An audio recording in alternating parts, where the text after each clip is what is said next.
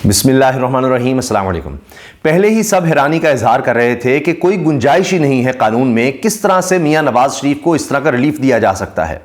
लेकिन आप देखिए कि अब जब तहरीरी फैसला सामने आया है तो अब इस पर इमरान खान साहब के नाकदीन मियां नवाज शरीफ के हक में बोलने वाले भी अब परेशान और हैरान हैं कि अब इसको कैसे जस्टिफाई किया जाए।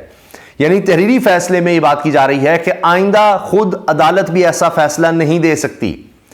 एक गलती हो गई है, अब हो गई है तो हो गई है, अब आइंदा ऐसी गलती नहीं हो सकती। यानी मियां नवाज शरीफ साहब को जिन दरखास्तों की बुनियाद पर रिहाई मिली है अदालत से केसेस में, ये नैब के केसेस में, वो दरखास्तें ही गलत हैं। ये अदालत का फैसला कह रहा है, ये इस्लामाबाद हाई कोर्ट का फैसला कह रहा है कि दरखास्तें गलत हैं, ऐसी दरखास्तें नहीं सुनी जा सकती।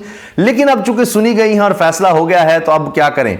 और इस पर जिस तरह पंजाब हुकूमत ने मियां नवाज शरीफ साहब की सजा को मुअत्तल किया, उसके बारे में भी चहमगोइयां हो रही हैं। तो बुनियादी तौर पर एक ऐसा फैसला है जो मियां नवाज शरीफ के लिए, नून लीग के लिए सियासी तारीख में एक बदनुमा दाग के तौर पर याद रखा जाएगा, इससे ज्यादा कुछ नहीं।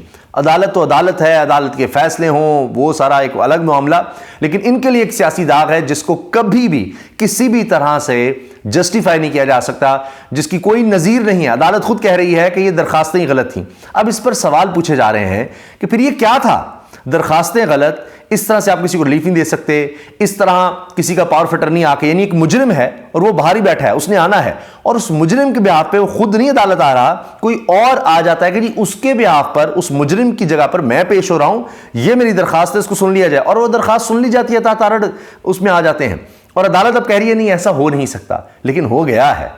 अब इस पर कौन क्या कह रहा है आप देखिए। अहमद बड़ाई चाहिए बहुत ज़बरदस्त चर्चा लिखते हैं, नवाज शरीफ को मिलने वाला रिलीफ अब किसी को नहीं मिलेगा। एक बार रिलीफ देकर मुस्तकबिल में ऐसे रिलीफ का रास्ता भी बंद कर दिया गया।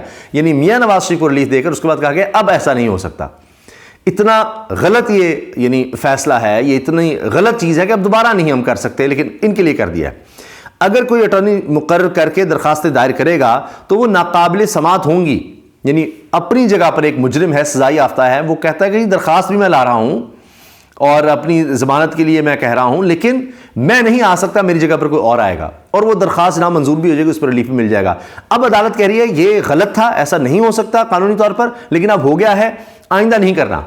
वाह। और इमरान खान के लिए क्या हुआ था, यही इस्लामाबाद हाई कोर्ट थी और इमरान खान साहब को कहा गया कि जी स्ट्रेचर पे भी आए, जिस तरह भी वो आए और यहां से उनकी गिरफ्तारी भी हुई और वो बायोमेट्रिक करने गए हुए थे। यहां पर बायोमेट्रिक नवाज शरीफ का एयरपोर्ट पर होता है, एयरपोर्ट पर, तो इसकी नज़ीर नहीं मिलती। तो फिर कहते हैं जी डील कहां हुई है, क्या मामलात हैं, सबको नजर आ रहा है।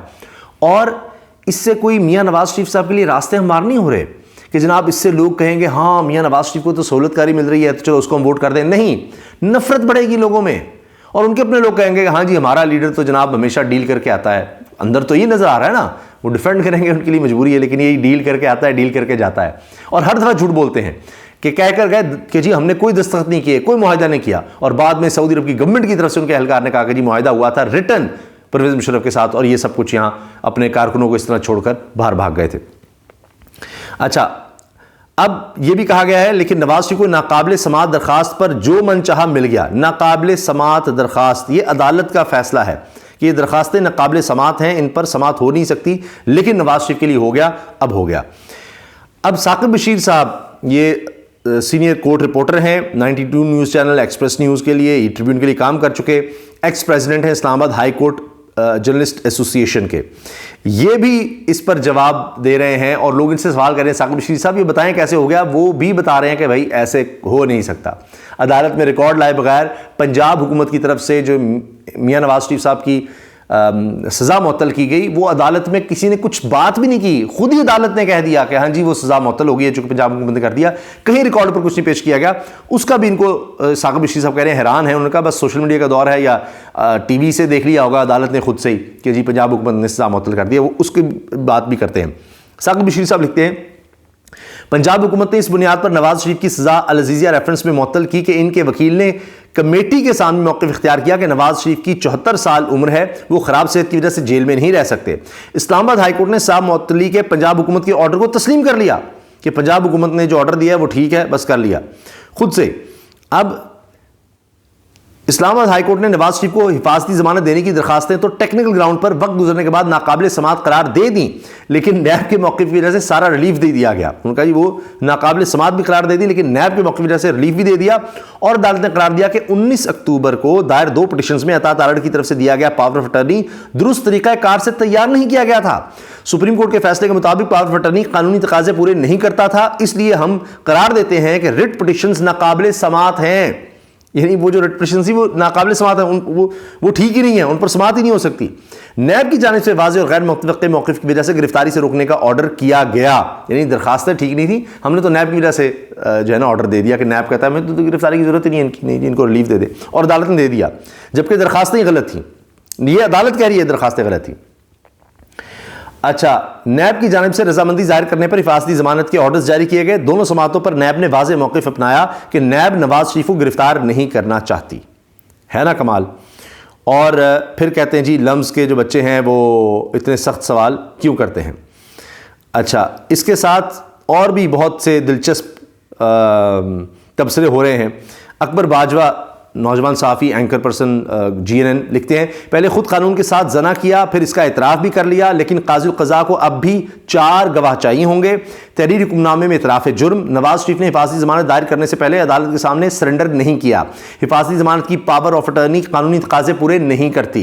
अदालत की नज़र में हिफाजती ज़मानत की दरखास्तें काबिल समात ही नहीं थी। फैसला आगे जो लिख रहे हैं मैं क्या कहूँ, अकबर बाजवा लिख रहे हैं लख दी लानत। ओह अच्छा जी, इसके साथ इरशाद भट्टी साहब सीनियर सहाफ़ी लिखते हैं, इस्लामाबाद हाईकोर्ट के 16 सफ़ाती नवाज शरीफ ज़मानती फैसले का पैरा 31 मुलाहिज़ा हो दुरुकनी बेंच कह रहा है अता तारड़ की पावर ऑफ अटर्नी से फाइल दरखास्तें मेंटेनेबल नहीं, काबिल समात नहीं, और ये सुप्रीम कोर्ट की जजमेंट के भी बरक्स। मगर फिर भी ना सिर्फ दरखास्तें मंजूर हुई, काबिल समात हुई, बल्कि नवाज शरीफ को रिलीफ पे रिलीफ मिल गया। मेरे निज़ाम इंसाफ तुझे सलाम।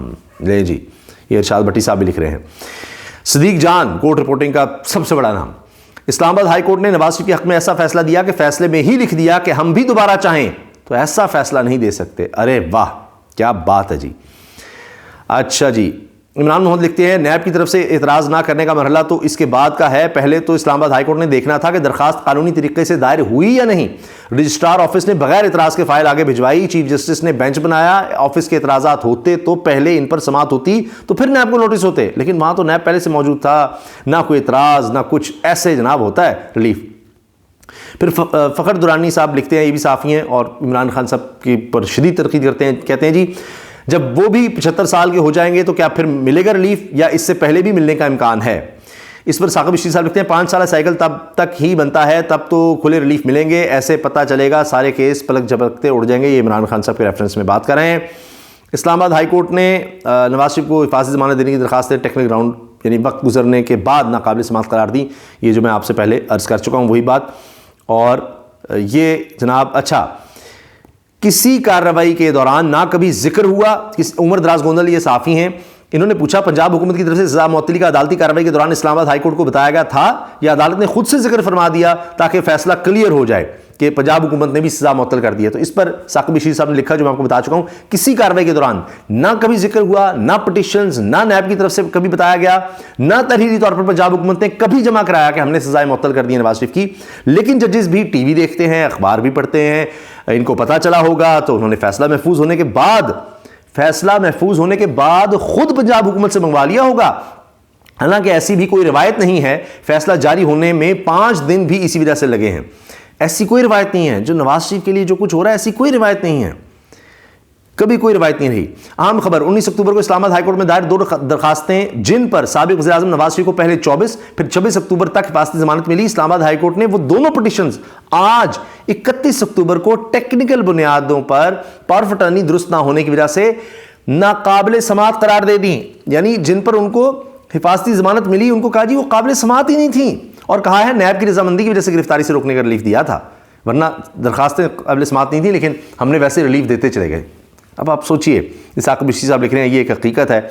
अब आप जो यानी अब ये तो पब्लिक डोमेन में आ गया फैसला, आप जो राय देना चाहें ज़रूर दीजिए कि हुआ क्या है। ये तो अब सबके लिए इंतहाई शर्मिंदगी है, कोई इस चीज़ को डिफेंड ही नहीं कर सकता। अदालत खुद नहीं कर रही, वो कह रहे हैं ये दरखास्तें ही गलत थी, बिल्कुल ही गलत, इनके मुताबिक तो केस ही नहीं सुना जा सकता, रिलीफ देना तो दूर की बात है।